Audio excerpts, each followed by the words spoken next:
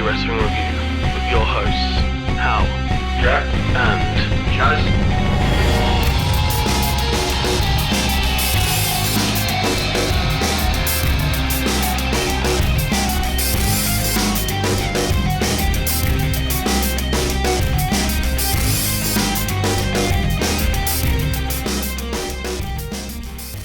Hello everyone, welcome to the Weekly Wrestling Review.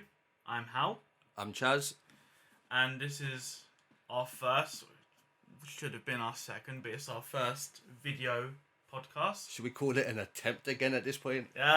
Just in case. No, it's fine. Well, you think be you okay. you got this one I sussed? think so, I hope so. Alright.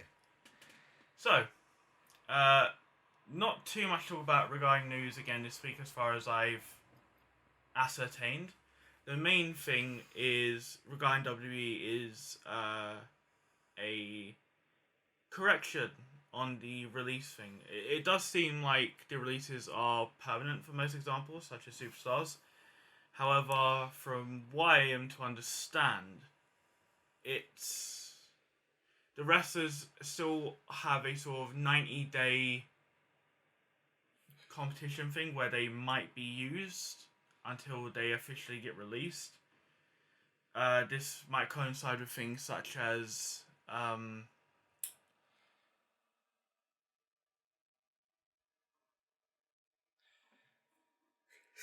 his name's left me. Jake Maverick. Drake Maverick appearing in the Cruiserweight tournament, or wherever it is. I assume this is some sort of tournament thing.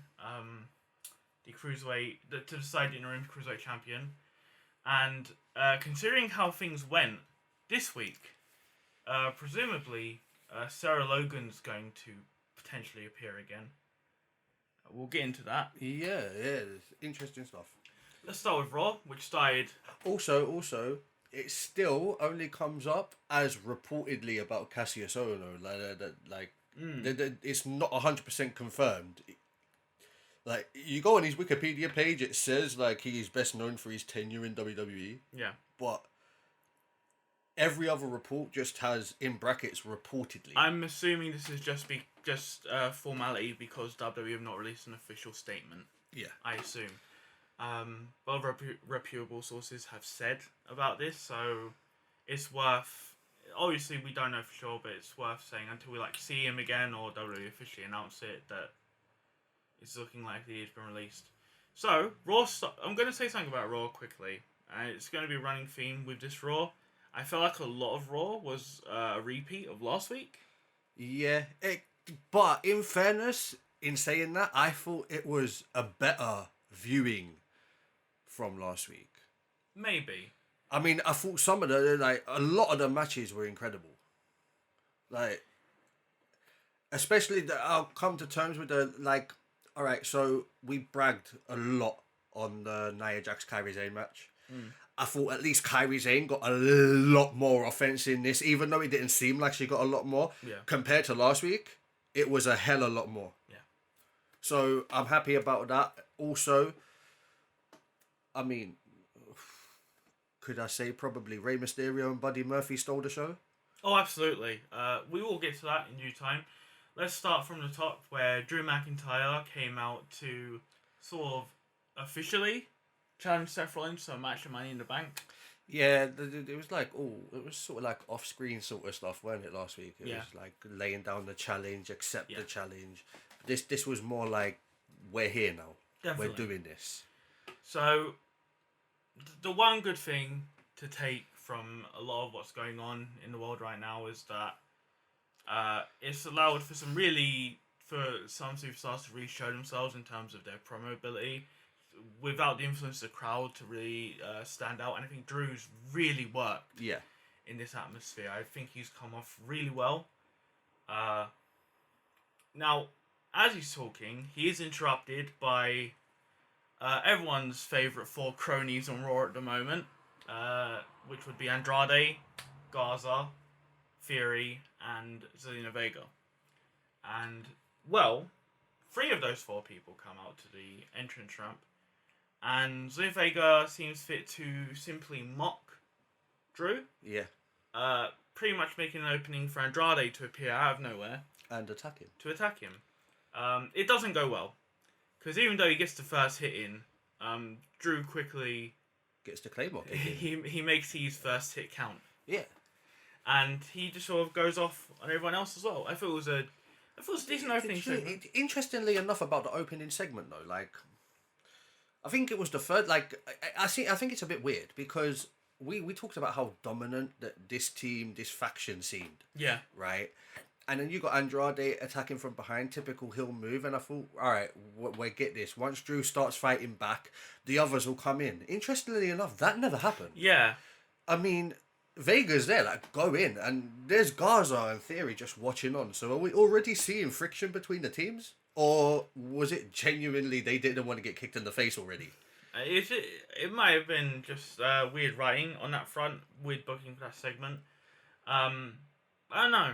I mean, Drew has to look strong. He's the WWE champion, don't get, but I feel like the faction could have got in there, attacked Drew a bit. Yeah. You know, even have the Street Profits come out and defend Drew. You could have possibly had a tag team match later today. You know, any little thing that could have just made both look strong rather than just Drew. Yeah. So after that, we had Aleister Black versus Austin Theory in our first match of the night. Yeah. Zelina Vega was on commentary for this match.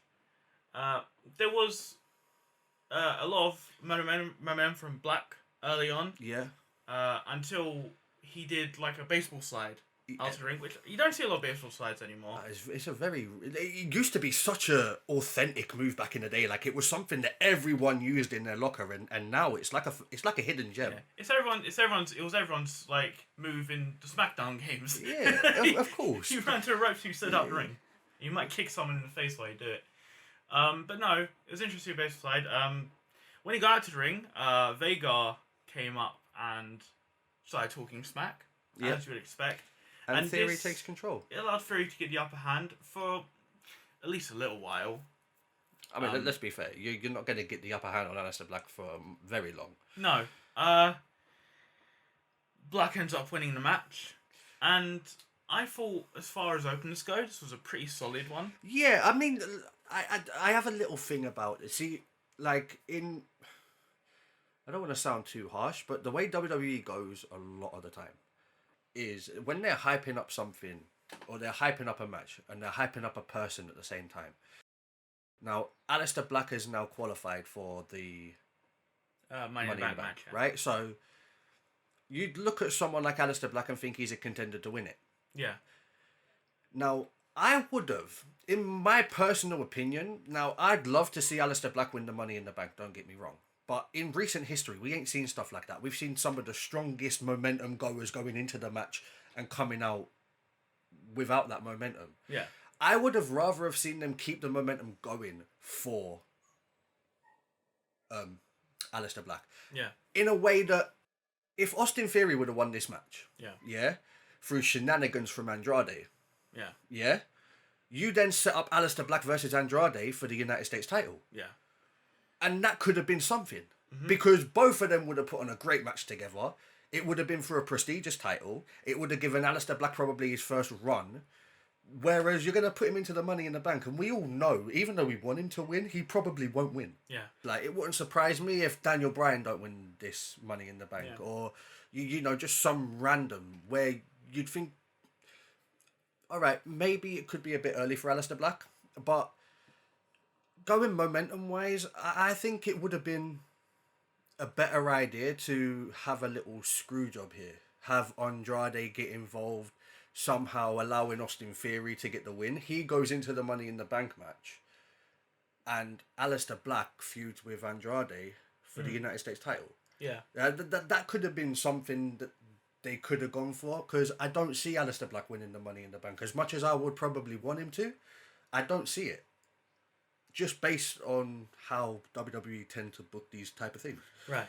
You know, so, I don't know. I'm happy he's in there. If he does win, I'd be over the moon. I think realistically as well, I tend to think of Aleister Black as a sort of person WWE isn't going to push for the main event card. Yeah, exactly. Because he's definitely been one of the strongest characters on Raw. Definitely. Drew McIntyre, Kevin Owens, Seth Rollins, Aleister Black. You know, they're up there. They're the big four. Yeah. So, it just would have been a different route for them. But as you say, like, don't really see them pushing Aleister Black in that main event picture. Definitely. After that, we had Shayna Baszler and Indy Hartwell. Yeah. Uh, I mean, after last week, did we not kind of see where this was going? So I'm going to. I just want to say, like, our condolences for Indy Hartwell's family in this troubling time. It's in all seriousness. It really is an arm breaker, isn't it? This was. Oh. This really was just complete domination, and it was. It is interesting to note that Sarah Logan was brought up by commentary. Yeah, she was. It weren't even the first time she was brought up in the night. No. You know, so. But look, there's this thing that they're doing with Shayna Baszler, and I don't know if I'm into it. But, look, Becky's finisher is called the Disarmer. Yeah. Yeah, right? And Shayna Baszler just seems to be breaking everyone's arm. You know, clearly looks like they're trying to set up for another Shayna Baszler Becky Lynch match. Yeah. But I don't know if I'm kind of into. Don't get me wrong. The Shayna Baszler proper heel dominance, I think that's good. But this whole, you know, breaking people's, is that a bit too much? Do you think? I don't know. The main thing that bothers me is less so the gimmick as much as is that this was, other than like taking it maybe a step further, this was kind of the same thing that happened to Sarah Logan last week, and it's not one of those things that's just a repeat, and I hope they'll have other things for her to do other than just do the exact same thing next week. But we'll see. I mean, she's not even winning the matches to win the matches. No. I mean, she's winning the matches because her competitors are deemed too unfit to continue the match. I mean, she's literally decapitating opponents, if you will. Like, you know, she buried Sarah Logan, and now she's buried some unknown person. I don't know. I just don't know where they're going with it. She's going into Money in the Bank. What's she going to do? Break everyone's arm in the Money in the Bank and then climb whatever it is she's got to climb to get this? The corporate stairs, the corporate ladder, the corporate building. I don't know exactly what they're doing, where they're going with it. Yeah. I just hope it gets a little more interesting. Right. So, next we had Ricochet and Cedric Alexander versus Brendan Vink and Shane Thorne. Yeah. It's not really too much to talk about in this match. I think Ricochet and Cedric Alexander so far have been a good team, and I'm glad that, because when I saw these two first appear together, it felt like, oh, we have nothing to do with these two. Let's just throw them together. But now they seem to, like, get into it. Yeah, they seem to be getting some momentum behind them. Which I mean, the double teaming they glad were to doing. see. Yeah, definitely. That finish was amazing. So yeah, there's a lot of good aspects to this newly formed team, if you will, and absolutely, it sort of puts them up there and probably makes the tag team division a little stronger too. Right. You know, it was faltering again like it normally does. Yeah. You know, so something fresh, and these two do look the part. Absolutely. You know, even if it was just a spur of the moment, put them together because we have nothing for them. They seem to have making the most of it, getting themselves some TV time. And it seems like whoever's Momentum's booking building. their matches is actually trying to, build some momentum for them, which is good. It could be nice to actually see a new tag team in the tag team division for once. After that, we had Nia Jax versus Kairi Sane. Now, just before this match, we had yet another interview with Asuka and Kairi. Kind of the same deal. What even is it? I don't understand it. Unless they're saying their names and then talking about certain things. Like, it's literally all in Japanese. It just sounds funny. I think I do like Asuka a lot. She has a great energy about her. Kairi seems like she's just along for the ride a lot of the time, and again, I'm going to point out that I just think they work better as singles competitors rather than a team. They both have kind of like a completely different gimmick. Like, Asuka's like a weird demon with stuff coming out of her eyes currently. Kairi Sane was a pirate. Kairi Sane's a pirate. They don't gel. They were put together probably because they're Japanese. Exactly. I mean, it's kind of like having Finn Balor run with Buddy Love. Was that his name? Brother Love? Oh, Brother Love was it? You know him with the red face, the white suit, used to come out saying "I love you" all the time. Do you remember him? Yeah. See, it don't go. But Like the clown with the Undertaker. Now, the Nia Jax Kairi Sane match was more or less the same sort of result as you expect from last week. As you said, you feel like Kairi Sane got a little more offense in. There was a really bad bump. Oh yeah, I was gonna bring this up myself. There's been a lot of talk about it. Was it a botched move? Did she do it on purpose? Head does bounce off of that turnbuckle. It does. It looks really nasty. Yeah. Don't get me wrong. Like, thankfully, Kairi Sane's all right. You know, she continued the match. But it's one of those things. Like, sometimes you look at these things and you think, oh, did that mean to happen? And sometimes they do mean to happen. And this was one of them things. You know, it looked bad. It could have been planned.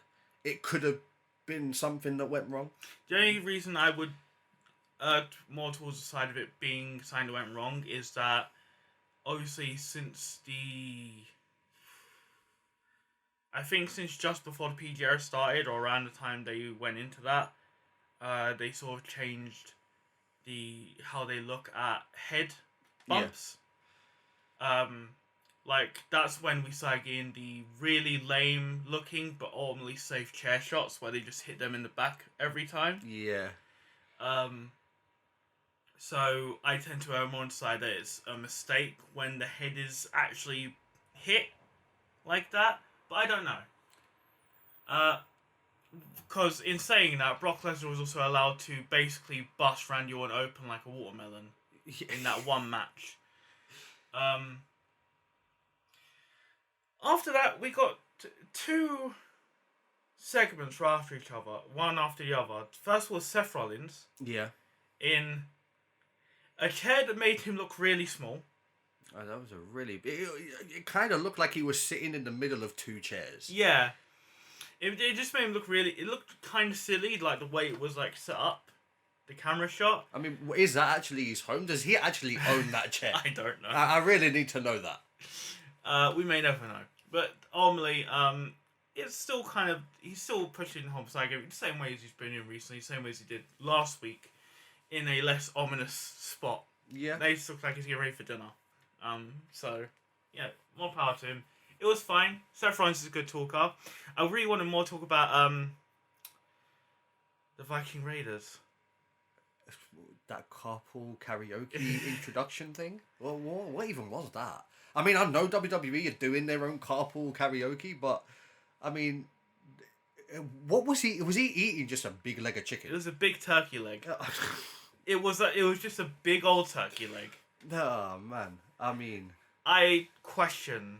I thought I had, like, fallen asleep during Raw and had, like, some sort of fever dream for a second. Between the big chair, Tiny Rollins... Yeah. And the whatever Ivar and Eric were doing. But we move on to, after that, MVP versus Apollo Crews. Yeah, I mean, we get MVP doing his little trash talking at the beginning, which was fine. Apollo Crews interrupting. The match itself was pretty alright. I thought it was going to be a squash match for, you know, Apollo Crews just squashing MVP. Honestly, because of the treatment of Apollo Crews up until recently, where he's actually started to get some momentum, I almost expect MVP to squash Apollo. Yeah, I mean... But Apollo Crews has been getting some good they seem to be pushing him a bit on Raw. Yeah. I mean, whether that means he's a main event player for Raw at the moment is yet to be seen. He's still coming off the back of them horrendous squash matches to Sheamus on SmackDown. Oh, with Chad Gable. Yeah, so... Who is currently missing in action. Yeah, I wonder why. But look... Yeah, we have some theories about that. Not relevant for this week, unfortunately, really. Yeah, I mean, so that particular thing didn't happen. No. But, look, the match itself was fine. I was impressed with MVP as well as Apollo Crews. Like, MVP looks like he hasn't missed a beat. Nah, he can still go. Yeah, I mean, so much for his... What was it? last ever match. Yeah. What, a month ago? As I said last week, what wrestler hasn't lied about? Yeah, of course. Their final match. Ric Flair. Many others. Yeah. How many people have had them retirement matches Loads and of not people. retired? They can't get away from it sometimes. I'm waiting for good or bad AEW. I'm waiting reasons. for AEW's way of getting Cody into the title picture because he's lost that match that says he can never fight for the world title in AEW. Yeah. Like I'm waiting for that one to come out. After that, we had Ruby Riott versus Liv Morgan, and Sarah Logan once again brought up, but you'd expect that regardless. Yeah. This is the Riott Squad. This was a good sort of grudge match. It was Very aggressive. They both seemed like they wanted to kill each other. Yeah, I mean, and again, Liv Morgan don't look like much, but she can do damage. Yeah. Yeah, I was all right. I ain't gonna lie. I was a little bit surprised that Liv Morgan come off with a win on this one. A little disappointed. I feel like Ruby Riott's been sort of ignored a little bit. Yeah, it's like in they're this pushing whole- her as a heel, but just destroying her in the ring. Yeah. So I don't know what they're actually trying to accomplish there or what direction they're going with Ruby Riott, but it seems like she's kind of on the level as a King Corbin, if you will. You know, got so much of this heel momentum going, but she's just getting squashed by people that you'd expect her to be beating. No disrespect to Liv Morgan whatsoever. The girl is talented. She's absolutely phenomenal. But Right. I don't know. Ever since Ruby came back, it just seems that they're not doing anything with her. Yeah. So I'm interested to see what they do next with her. Hopefully it gets better. Oh God, does that say Bobby Lashley? Yeah. Well, so next on my notes is we're going to talk about the entire thing now. This was probably the worst highlight for Raw. The Bobby Lashley tire challenge. The whole Bobby Lashley Lana segment, like in full, like it was dreadful. And unfortunately, it seems like they were mostly okay. Yeah, unfortunately. This whole storyline has been one of the low points of Raw the past few months. It really has. I mean, I don't understand what they're trying to do. Right. It don't make sense. Just get Bobby Lashley to come on there and say, I'm going to show you how to flip a tyre. Then ultimately, he can't flip the tyre. It's great. You don't understand, Charlie. You don't get it, clearly. No, I don't. It just seemed like... All right, put it into perspective. We had like what? A minute and a half, 2 minutes of him saying he's going to flip a tyre. Yeah. And then a couple of segments of him trying to flip a tyre and then ultimately at the end flipping the tyre. All in all, we had about 10 minutes of Raw that could have been dedicated anywhere else. Yeah. I'd have rather listened to Corey Graves for 10 more minutes. Oh, that's a big ask. But it's a better Byron ask. Saxton, maybe. Corey Graves. Oh, what about that little dance? I almost forgot. Oh, don't forget, it was great. It was almost... He could be the cheerleader for Miz and Morrison in their music video. Hey. Oh, you want me to go ho-ho? Yes, I'm so that was sorry. the plan. All right, my bad. I missed the beat on that one. That's right. It's this Bobby Lashley thing. It gets to me. I mean, I'm lost for Let's words. talk about the best match of the night, Yes. possibly of the week. Yeah, by far. Rey Mysterio versus Buddy Murphy.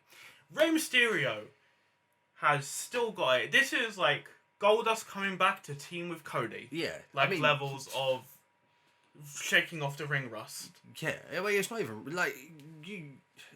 I'm sure you said it. You probably last week or the week before, or I know you said it. It might even have been off camera, but Rey Mysterio is in the shape of his life. Absolutely. You think about when he was there in 2010, the whole Batista run and all that. He kind of looked like he was, like chubbying up a bit, getting ready to finish wrestling. Left to go to, what was it? Lucha Underground, That's I believe it, he went yeah. to. He came back and the guy's ripped. He's great. I've always really liked Rey Mysterio. Yeah. When he's being pushed properly, I think he's a great wrestler. Yeah. And the fact that he got into, he is not the type of person that Vince or WWE would usually push for the main event picture. It's great because you look back at what Rey Mysterio achieves. Yeah. Like you got to think Rey Mysterio and I can't remember who it was.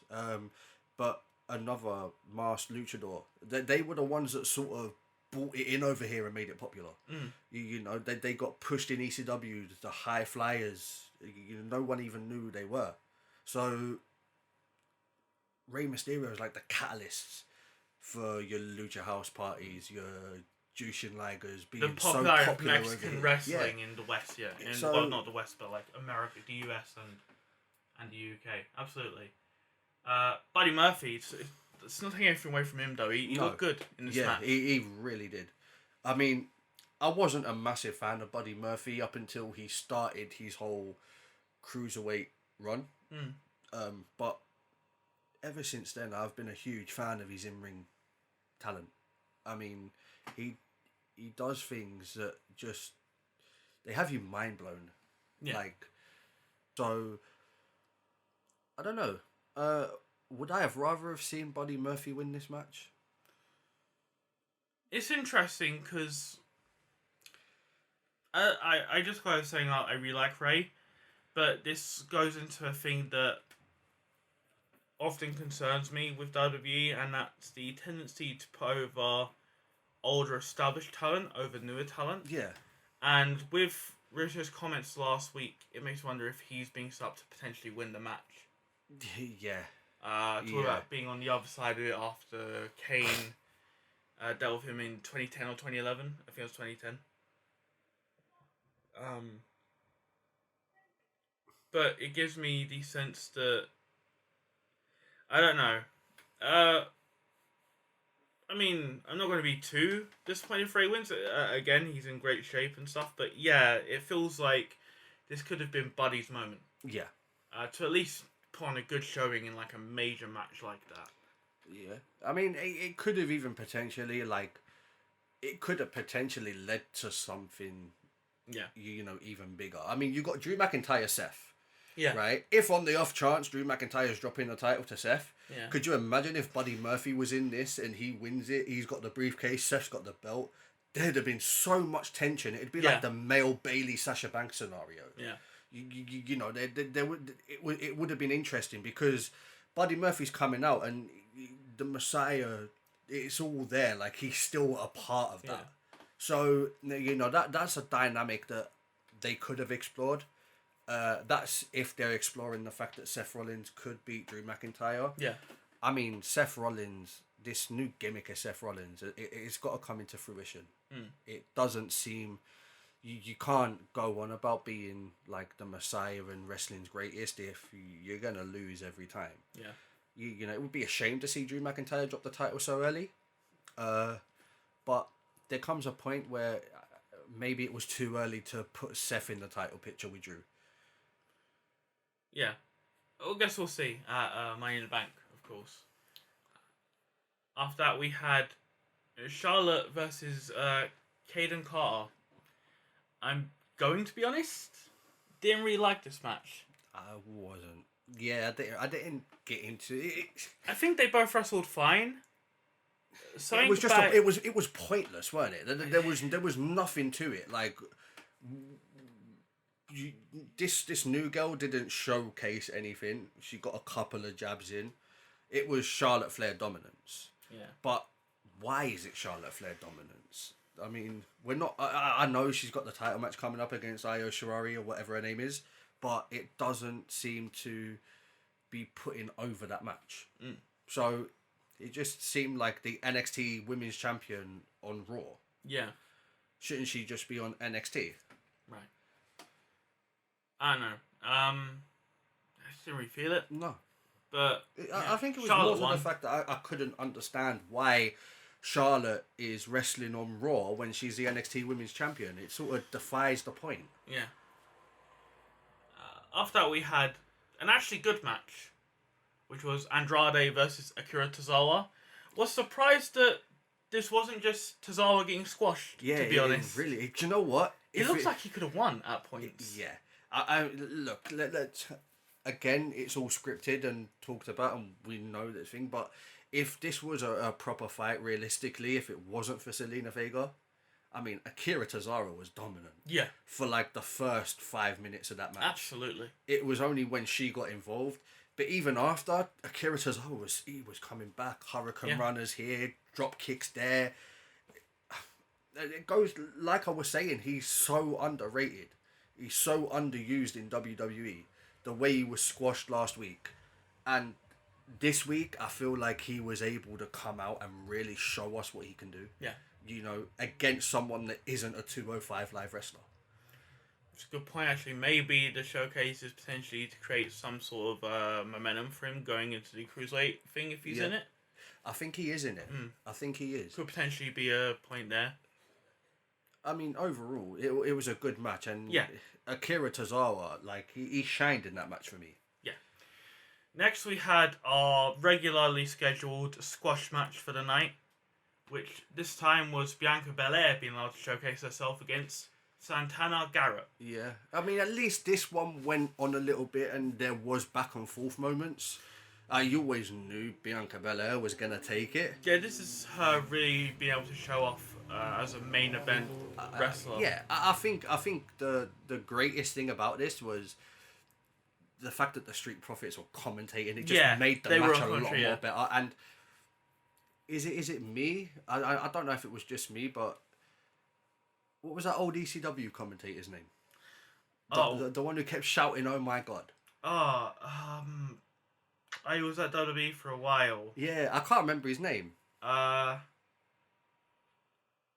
can picture in my head. Yeah, the glasses and everything. Yeah. I just can't remember, but like, my brain keeps wanting to say Mike TNA, but that's the TNA guy with the old man. But he was shouting, "Oh my god," like he used to back in the day. It was so reminiscent. Every time I heard it, it was like I felt like I was watching ECW in the 90s. Yeah. They really do shine on commentary. They're such good talkers. It was a shame we didn't get to see him in the ring this week. Yeah.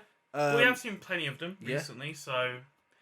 Yeah, all in all, Bianca Belair, it was a decent match. Yeah. You know. But I've always been impressed by Bianca Belair. Yeah. Yeah, it's her attitude as well. She just strolls. She kind of reminds me of how Sasha Banks used to be. Yeah. You know, a bit reminiscent of her, and I like her old EST sort of gimmick. Yeah. It goes with her personality. So, you know, it's going to be good to see her going forward on Raw. Absolutely. After that, we had our main event, which was Drew McIntyre versus Angel Garza. Yeah. Kind of felt as much disappointing. I feel like it could have been better. We've seen nothing new in this match, despite these two having, as far as I'm aware, not having wrestled before. It wasn't really anything special. It wasn't anything more good than any match they could have with someone else. No. I mean, Drew McIntyre, McIntyre, he laid out everyone. I just remember him going out and just Claymore kicks flying everywhere. Yeah. That's how we ended the night, pretty much. He took out the whole team during the match, after the match. Drew McIntyre's dominance on Raw at the moment is magnificent to see. Yeah, it would. Something we've wanted to see for so long. The amount of times we've been asking for Drew McIntyre's push, and it's about time we got it. And maybe if we got rid of those Bobby Lashley segments, we could have had a longer, more even match. Yeah, see what I'm saying? 10 minutes. 10 minutes of Bobby Lashley could have Ruins been dedicated. everything. Exactly. Stop.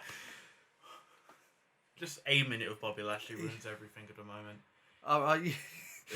But I thought Raw was a little long in the tooth at points. Yeah. It went on a bit longer than it needed to, and well, I guess it's fair to say at least they seem to be going back to normal with Raw, feeling too long. Do you know, the thing is, I know that there were points in it that just made it seem long, but to me, the Raw under this whole thing we got going on in the world now, they seem to be a little bit better than when there was crowds there. You know, even though this one slowed down at some points and you felt like some things dragged on, it still felt like it was better than the ones we've had previously. I think that shows you how much the spectacle can get in the way of the wrestling. the sports entertainment side can sometimes be more important than the actual wrestling, which I think is what ultimately, certainly what I'm here for a lot of the time. But, you know, we'd be lying to say that wasn't always a problem with WWE. I mean, even in the Irish era, as we've gone back through it, has a lot of, like, really pointless segments. Ultimately, it's just the issue with professional wrestling is that sometimes you just have to deal with a lot of filler and not very fun stuff. But when it's good, it's one of the most captivating things on TV, I think. Yeah. I mean, it's good that we are getting it live as well, because if we weren't able to watch this, like, I don't know what we'd be doing. It'll be the worst time for this podcast. it really... But it's worked out well so far. I hope that continues. Yeah. So, that was Raw. SmackDown starts with the New Day. It does. Celebrating becoming the tag team champions again. Yeah. How many reigns now? Do you have enough fingers? 5, 6, 7. Either way, they're well on the way to being up there as some of the most reigning champions. But as always, they're very entertaining. Yeah. Then, of all people to come and interrupt them, we get Lucha House Party. Gran Metalik and Lince Dorado. Lucha House Party. And as shocking as it was to see them, the ones that interrupt them, it was even more shocking that they actually, like, one of them spoke. Yeah, I believe it was Lince Dorado started speaking in Spanish at one point. Yeah, I don't know. I get them mixed up so many times. So one of them spoke English, one of them spoke Spanish. Either which way, both of them spoke. I believe it was Lince Dorado spoke Spanish. Either way, after them, Ms. Morrison come out. They just completely ignore Lucha House. They do. walk through them. Yeah. They ain't there. To be fair, that's a very good heel move, and they do have the point that they are the former champions. They are entitled to a rematch. Of course. But that's not where it ends. No, we're forgetting something. The Forgotten Sons come out. They do. And from there, they kind of make their own statement. Yeah. I mean, Miz and Morrison run away, as you'd expect. As you do. Big E tried. Yeah. Give him credit, but 3-on-1, never a good odd. It's interesting to see these three getting a push like this, because they look great. They do. Their whole thing looks great, and I'm familiar with Steve Cutler and Wesley Blake. Yeah. Not so much Jackson Riker. I watched him in TNA when he was Gunner a few times. He looked good there. He had a world title push. I've never actually seen him in a stable. Yeah, but they have a good look. As far as the two that I'm aware of, they're good wrestlers. It'd be interesting to see him actually get like a major push. Mm-hmm. Maybe Riker could get like a secondary title under his belt or something. We got Intercontinental in there. Yeah. What's Sami Zayn doing lately? Still running from Braun Strowman. Oh, is that still a thing?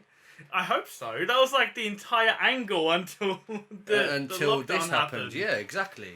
After that, we got our first match of the night with King Corbin versus Drew Gulak. Yeah, well, I don't know. The match was okay. Yeah, it was fine. My issue with it is, like, I don't quite understand why King Corbin wins this match. Yeah. They seem to be focusing on the fact that he destroyed Elias. Yeah. Yeah. So, does this mean that now he's in the Money in the Bank match that he ain't going to win the Money in the Bank match because Elias is going to somehow stop him? Is that where we're going? Are we going back to that? I mean, maybe they want to give Corbin another thing that people can say, "Oh, look at his accomplishments," only for it to not matter. Yeah, no. Let's not let him win Money in the Bank again, and let's not make Baron Corbin of all people be the 2-time Money in the Bank cash-in failure. I mean, he's already failed twice because he should have got something for that Memorial Battle Royal, but that didn't happen either. His entire career is looking like something's going to happen, and then it doesn't. Although we are missing one point of this. Like, there was one point. And I'm referring to the fact that Shinsuke Nakamura and Cesaro, they come from the crowd. Yeah. Well, the crowd. Yeah. And they sort of get They involved. come from the empty chairs. But after Baron Corbin wins the match, Yeah. there is that moment where Cesaro and Nakamura are holding Gulak and Baron Corbin smashes him with the scepter. Yeah, it's true. I mean, is he joining them? Potentially. Could be Are interesting. we reading this a little bit wrong here? Maybe. I mean, is Sami Zayn the Messiah of SmackDown? It would be nice to see Corbin actually get something, though. Yeah. Do you know what? I think if they make Corbin in that, you could have a really strong stable. Yeah. So, next we have our regularly scheduled Sheamus Kill Someone segment. Notably, beforehand, they do say up next Jeff Hardy chapter. Yeah, and he gets upset about that Yeah. at one point. But, yeah, so Sheamus this week destroys one Daniel Vidot. Now, just an interesting tip here about Daniel Vidot that I found out in looking him up, because as always, I've never heard of a lot of these people, because these usually switch back to people, either local people or people in the developmental in WWE. Rugby player in Australia. He's part of the, I believe, called the NRL. Yeah. So he's come from there. He had an okay look. Shame I couldn't say anything about his wrestling style because he didn't get any offense in. He don't. Sheamus completely brutalizes it. But what I liked about it is this was Sheamus of old. This was 2009 debut. I'm the man, Sheamus. I really appreciate that he is really way to go back to that, like, because he was ruthless. He was something. He was scary. Do you remember when he first came and he destroyed Jamie Noble? And we wondered for ages if this was actually a legit. Did he really kill Jamie Noble? And obviously, that dominance back then led to one of the quickest WWE debut title. to world champion runs. And I've always liked Sheamus. Yeah, and I think it's great he's gone back to his old school look and sort of like demeanor. I mean, does Jeff Hardy really want this? How bad do you want the return? I don't know. I mean, because it seems that they're going with this. They seem to be running with, because now Sheamus is noticing it. He's getting in there and he's getting annoyed with it. Yeah. We've got the final chapter of Jeff Hardy. Well, I would think it's the final chapter next week because it's the comeback. It should be the one. I don't even know what they're naming them, but I'm pretty sure next week's one's called the comeback. Yeah. But I don't know. It just depends in what shape Jeff Hardy is. It could be a really interesting feud. Yeah. It all depends on Jeff Hardy because we're seeing Sheamus. Yeah. We've only seen Jeff Hardy once. He returned, had a match, went away. It's sort of like this return he had didn't happen. It's like they returned him and now building up for a return, but the return's already happened. Right. I don't know. I don't get it. Next we had Miz and Morrison versus Lucha House Party. Yeah, I mean, this was a decent match, to be fair. I wasn't expecting much from it. I was expecting Miz and Morrison to just run riot and it not be long at all, but then surprising things happened on SmackDown. Not only did but not only did Lucha House Party talk and Miz and Morrison, you know, attempt to walk through them like they were invisible. Lucha House Party won. Yeah, and Miz and Metallic put on a really nice, like, little back and forth. Yeah. At one point. Yeah. Yeah, really good. Are we seeing a Lucha House Party push? I hope so, because I feel like for, like, the last... whole time they've been there? I'm not even talking about just them, like... Other than Rey Mysterio, like...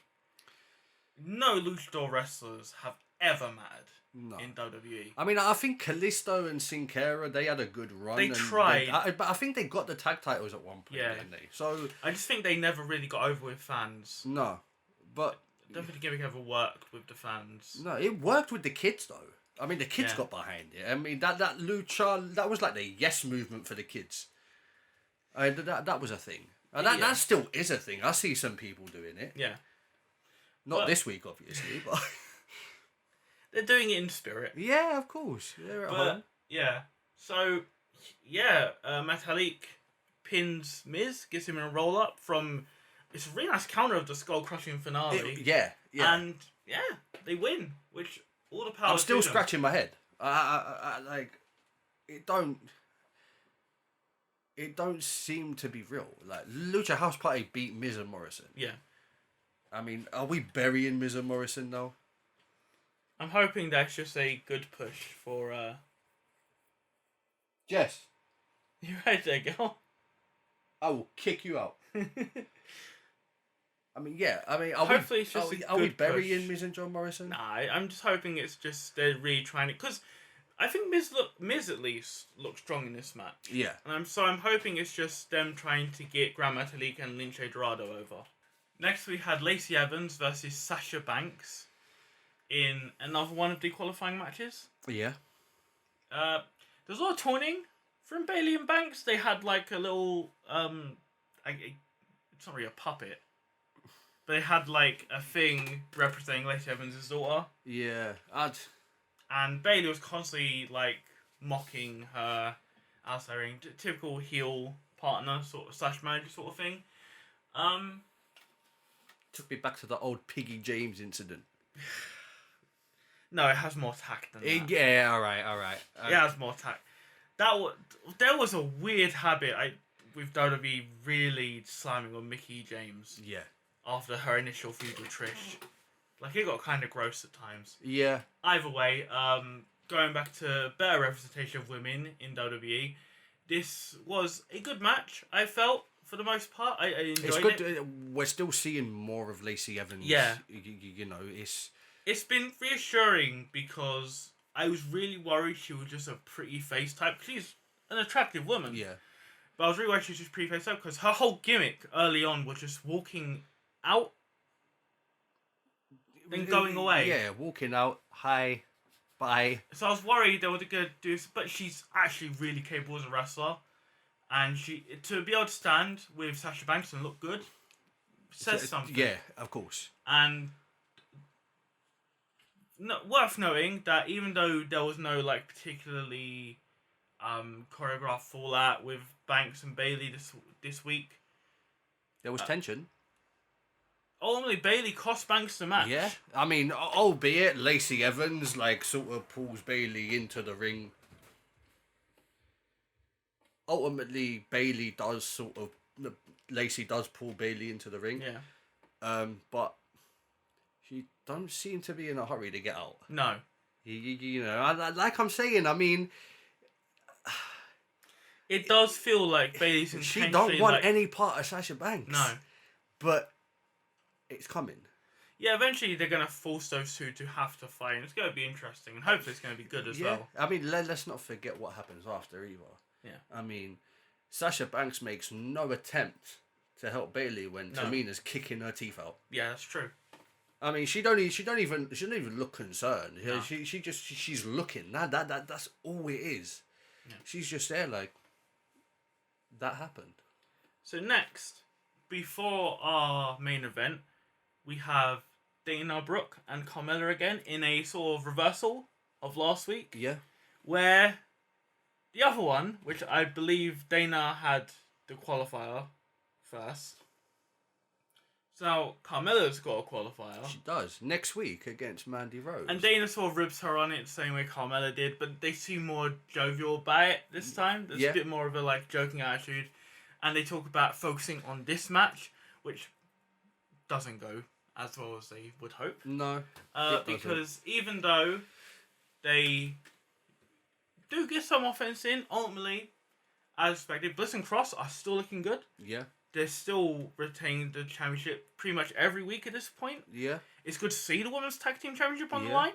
And homage to the Dudley boys. We got a little modified 3D. They did a modified 3D. I mean, I was impressed. It was good to see that move. I've not seen that move in a while. I know. Do you know, I miss the Dudleys. You don't see a lot of, like, other than, like, recently, they're kind of, like, a lot of tag team moves. Yeah. Now are, let's both do a move, like, one after the other. Yeah. The only things we kind of have are seeing this modified 3D, but also the Usos do the double elbow drop. Is it an elbow drop or a leg drop? It's something. I don't remember what they do. It's just a double it's a something. splash. It's just a splash. It's called Uso splash. That's Yeah. correct. I don't know why. But to be fair, they double up everything. I mean, Yeah. it's Twin City in there. We don't see much of it, but it was a good match. I think more could have happened. Yeah, of course. But I'm happy to see Bliss and Cross still looking strong. Yeah, and not only do we have that, we talked about the next week's Money in the Bank qualifier match between Carmella and Mandy Rose. We do also have the Otis Dolph Ziggler Money in the Bank qualifier match coming Be next interesting. week. Almost certainly going to see a certain group again, potentially. Also, next week, King Corbin, Daniel Bryan 1-on-1. That's true. Right, that could be interesting. It could. But the show ends with a rather interesting segment. Yeah, Triple H's 25th anniversary as a member of the WWE 25 company. years. No, all right. All through the night, we did get little snippets of moments and that. You know. So, but Shawn Michaels is hosting. Shawn Michaels is hosting. Some nice gags. Everyone that's here to see the anniversary. Yeah. To the empty crowd. This you know, they made it what it was with no crowd. This was just one of those moments for me personally that would have thrived with a crowd. What about those DX bloopers? That was fun. Yeah, we would. There was a bit of Road Dogg in there. There was Stephanie McMahon. Yeah. All on FaceTime. Yeah. Bit of Vince. A lot of Vince. And Vince said stuff. Yeah. He brought down Triple H's bad moments, didn't he? I mean, we got the Katie Vick storyline in there. I can't believe they mentioned it. I mean, it's bad enough they did this storyline, but then to reference it. Especially when you can't find it anywhere. Like, that is not on the network version of the episode it's meant to be on. No. I mean, do you believe understandable reasons, like the part of the segment of that feud that everyone remembers. Yeah. Oh yeah. Are we talking the coffin incident? Yeah, the doll in the coffin that's meant to represent a dead woman. That Kane does things with. Oh God. It was. I don't know who writes that sort of stuff. Like that person needs to be locked up. At least. Or locked up. Because that's disturbing on so many levels. I mean, who gets a pen and paper and go, all right, and says, I'm gonna write a story for Kane. Kane, the big red monster. Yeah. You know, destroying people. The person who lost his family in a fire when he was a child, which also burned his face. Undertaker's brother. B was locked in a mental asylum. C was Undertaker's brother, but also somehow had the time to have a high school sweetheart that he murdered, and also then perform acts on the corpse of. Yeah, he molested a corpse. Well, as Triple H says. But yeah, the entire... Who writes it? Triple H had some problematic feuds in the early mid-2000s. Yeah. The Booker T one is one that could be brought up at another time. We do not have time to get into that right now. But regardless, it was really fun. Yeah, it was. It was really entertaining. It was great to see Shawn Michaels. Shawn Michaels looks good.